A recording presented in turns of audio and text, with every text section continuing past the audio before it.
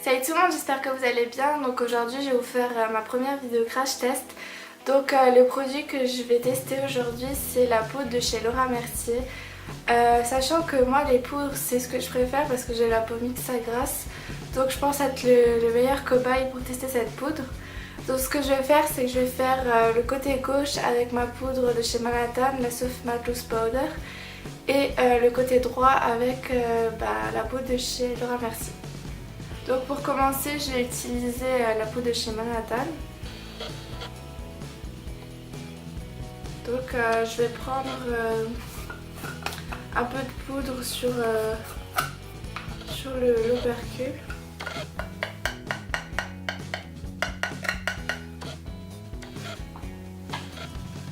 Puis je vais prendre un beauty blender et je vais le tremper dedans. Je vais l'appliquer sous les yeux.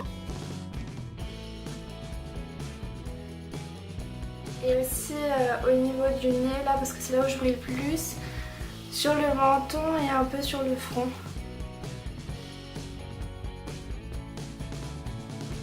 Je vais utiliser ma poudre de chez Laura Mercier, donc c'est celle-là. La poudre se présente comme ça.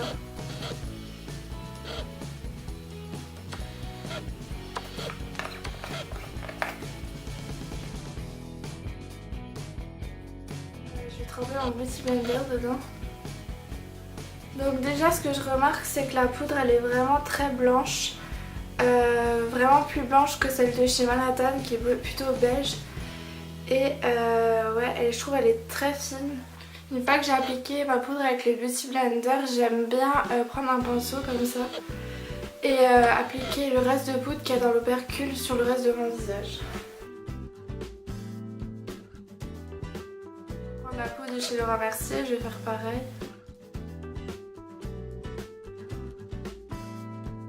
Pour moi, que la poudre s'imprègne bien dans mon visage, je vais déjà appliquer mon bronzer, donc j'utilise celui de chez Kiko. C'est une édition limitée qui n'existe plus malheureusement, mais il est vraiment top.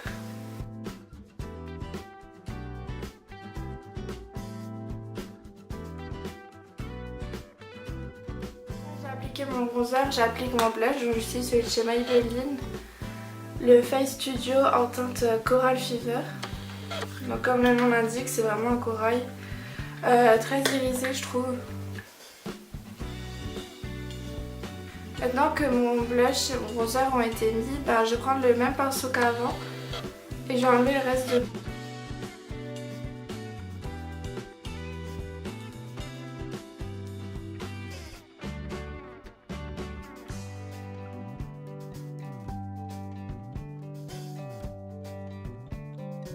Alors déjà ce que je peux remarquer c'est que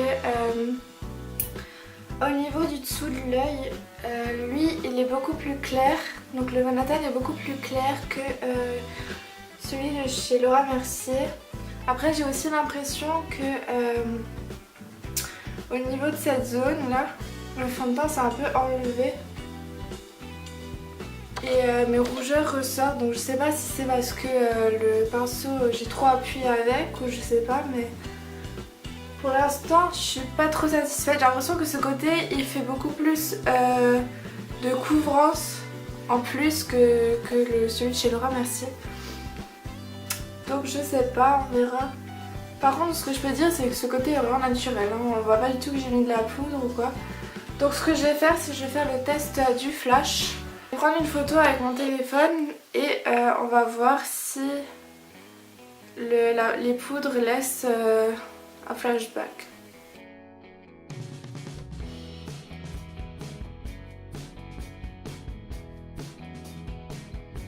Je remarque qu'il n'y a aucun flashback. Par contre quand je prends la photo avec le flash sur la poudre de chez Laura Mercier, on voit vraiment les zones où le fond de teint a été enlevé. Je vais essayer de vous montrer mais je sais pas si vous allez voir. Premier avis, je dirais déjà que la poudre de chez Laura Mercier est moins bien que celle de chez Manhattan juste après l'application, parce que je trouve que celle de chez Manhattan donne un côté beaucoup plus lumineux sous mon œil. Donc ouais, je suis un peu déçue, je pensais vraiment que la poudre de chez Laura Mercier allait me bluffer. Mais bon, je suis toute transparente avec vous, je vous dis ce que je pense. Je reviendrai dans 2-3 heures et je vous dirai mon avis sur les poudres. surtout sur le côté matité et le côté tenue. Donc là je vais vaquer à mes occupations et puis bah, je reviens dans 2-3 heures. À toutes. Donc voilà, là ça fait déjà 2 heures que j'ai appliqué mon maquillage. Je l'ai appliqué, il était 11 heures et là il est 1 heure. Donc qu'est-ce que j'ai remarqué? Bah pas grand chose.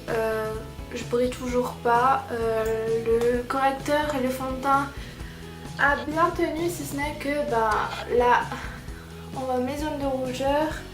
Là aussi dans le côté Laura Mercier, mais bon ça c'était déjà avant quand je l'ai appliqué. Je pense que je vais essayer d'appliquer la prochaine fois ma poudre avec un pinceau et non pas avec un beauty blender, parce que je me demande si c'est peut-être ça qui a fait que le fond de teint s'est enlevé. Donc je sais pas, je vais voir. Je vous en dirai des nouvelles, suivez-moi sur Instagram. Je poste régulièrement des vidéos en Insta Story, donc si jamais vous voulez en savoir plus. Mais bon, franchement pour l'instant il n'y a rien à dire. Je pense que je vais revenir dans 3-4 heures parce que là je vais au cinéma. Et je vous en dirai des nouvelles. J'ai vraiment hâte de voir si mon fond de teint va tenir avec cette poudre et si surtout je vais briller ou pas. Pour l'instant j'ai l'impression vraiment que le côté Laura Mercier me fait vraiment moins briller que le Manhattan, même si c'est très légèrement, parce que le Manhattan ben, je brille pas non plus, mais c'est juste que ouais, on a l'impression que ça capte un peu plus la lumière du côté Manhattan que du côté Laura Mercier. Donc voilà, je vous en dirai des nouvelles et bah je vous dis à tout à l'heure. Donc me revoilà, ça fait maintenant 5 heures que j'ai la poudre. Je pense qu'aujourd'hui ce sera la dernière vidéo que je vais vous faire pour tester la poudre Laura Mercier, tout simplement parce qu'il va faire nuit et j'ai pas d'éclairage, donc ça va être compliqué pour moi de filmer ce soir.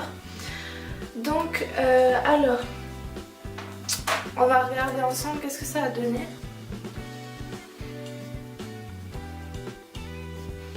Eh ben écoutez, je trouve que le côté Laura Mercier me rend la peau plus mate que le côté où j'ai la poudre Manhattan. Je le vois un peu là, c'est ce niveau là. Alors que là je suis vraiment mate. Enfin c'est un peu difficile à voir parce que aujourd'hui il faisait froid. Et j'ai la peau qui brille beaucoup moins en hiver. Mais ouais, j'aime bien rendu, mais franchement, entre dire si je préfère celle de chez Laura Mercier ou celle de Manhattan, ben, je pourrais pas trop vous dire. Pour le packaging, bah personnellement, moi j'aime bien. Je trouve c'est simple. C'est pratique aussi parce que on peut tourner ici à l'opercule pour fermer. C'est-à-dire que si on l'emporte en voyage, ben, il n'y en aura pas partout comparé à celle de Manhattan qui a pas ce système de fermeture. Donc en termes de packaging, je pense que je vais lui mettre un 8 parce que franchement il est pas mal. On voit quand même que c'est de la qualité et puis ouais, bah, franchement les packaging Laura Mercier, voilà, il n'y a rien à dire. En termes de rendu sur la peau, je pense que je vais lui mettre un 5 sur 10 parce que j'ai vraiment pas été convaincue. Quand j'ai enlevé la poudre, j'ai vraiment eu le fond de teint qui s'est déplacé, surtout là et là. Et ben, je trouve que c'est dommage parce que ouais, quand on met son fond de teint, on n'a pas envie qu'il parte dans 2 minutes après quoi.